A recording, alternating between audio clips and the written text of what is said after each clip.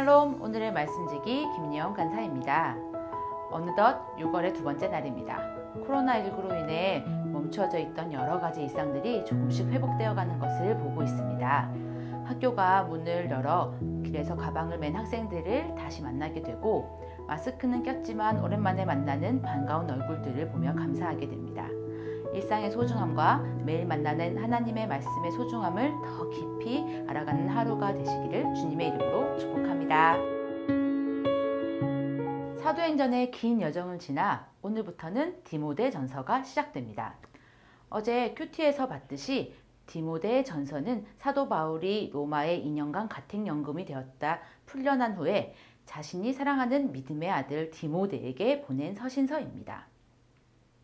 로마의 가장 중요한 도시 중에 하나이면서 철학과 우상숭배, 특히 여신 아데미 숭배 사상의 중심지였던 에베소는 사도 바울이 2차 전도 여행 중에 교회를 세우고 오랜 시간 머물며 사역했던 곳입니다.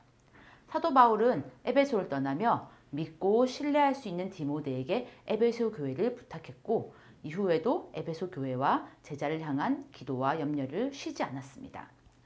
쉽지 않은 환경에서 사역하고 있는 젊은 목회자 디모데에게 바울은 편지를 통해 목회 사역의 원리들과 목회자가 마땅히 갖춰야 할 자질들, 교회가 경계하고 나아가야 할 것 등을 이야기하고 있습니다. 오늘 본문은 짧은 안부 인사로 시작됩니다. 바울은 자신을 소개하며 자신의 타도된 것은 자신의 능력이 아니라 하나님과 그리스도 예수의 명령을 따른 것임을 강조하고 있습니다. 그리고 이어서 디모데를 위해 하나님으로부터 오는 은혜와 평강, 특별히 긍휼을 구하고 있습니다. 인사 뒤에 이어지는 본문은 곧바로 본론으로 이어집니다. 바울은 에베소에 디모데를 남겨두며 특별한 임무를 맡겼습니다. 그것은 바로 사람들이 다른 교훈을 가르쳐 교회를 혼란스럽게 하는 것을 못하게 하라는 것이었습니다. 당시에 많은 문제가 되고 있던 이단 사상들은 에베소 교회 안에도 들어와 있었습니다. 이단들은 예수님의 성육신을 부인하는 영지주의와 예수를 믿고도 율법을 지켜야 한다고 주장하는 율법주의가 대표적이었는데, 오늘의 본문에서 언급되는 다른 교훈은 특별히 율법주의를 가리키고 있는 것으로 보여집니다. 오늘 본문에서 하나님께서 주신 교훈의 목적을 5절에서 명확하게 이야기하고 있습니다. 그것은 청결한 마음과 선한 양심과 거짓이 없는 믿음에서 나오는 사랑입니다. 바울은 참된 교훈을 명확하게 하며 동시에 그런 목회를 해야 함을 디모데에게 권면하고 있는 것입니다.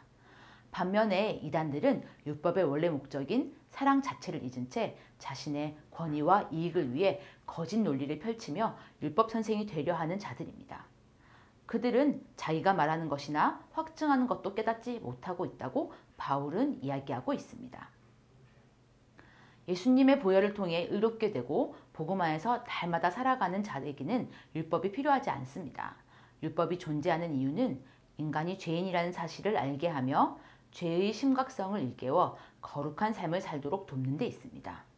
바울은 디모데에게 참된 교훈, 즉 하나님의 영광의 복음을 따르라고 강조합니다. 사랑하는 여러분, 우리는 무엇을 위해 하나님의 영광의 복음을 따라가고 있습니까?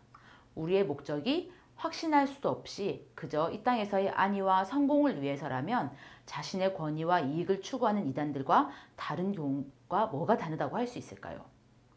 우리는 오직 우리를 만드시고 인도하시는 하나님의 사랑 안에서 그 사랑을 알고 전하는 삶을 살아가야 합니다. 여러분과 저희 오늘 하루가 바울이 말하는 영광의 복음, 그리고 그 사랑을 더 깊이 배우고 경험하는 감사한 하루가 되기를 기도하며 오늘의 말씀을 마치도록 하겠습니다.